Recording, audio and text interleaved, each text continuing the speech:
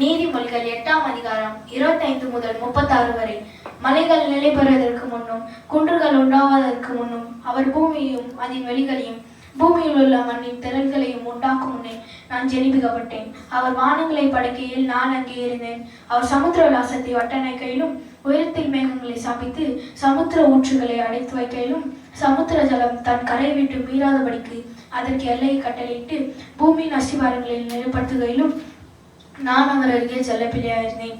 நித்தம் அவருடைய மனமகிழ்ச்சியாயிருந்த எப்பொழுதும் அவர் சமூகத்தில் களிகூர்ந்து அவருடைய பூலகத்தில் சந்தோஷப்பட்டு மனுமக்களுடன் மகிழ்ந்து கொண்டிருந்தேன். ஆதலால் பிள்ளைகளே, எனக்கு செவி கொடுங்கள்.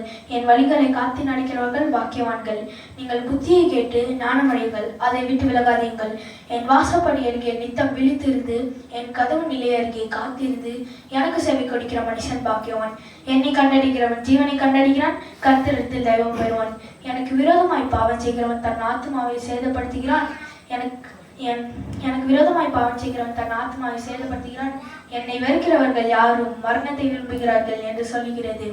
7 சபை காலங்களும் அதின் தூதர்களும்: பவுல் எபேசிய சபை, இரேனஸ் சிமினா சபை, மார்ட்டின் பெர்கமு சபை, கொலும்பா தியத்ரா சபை, லூத்தர் சர்தை சபை, வெஸ்லி பிலதெல்பியா சபை, வில்லியம் மரியன் பிரென்னாம் லவோதிக்கேயா சபை. ஆமென்.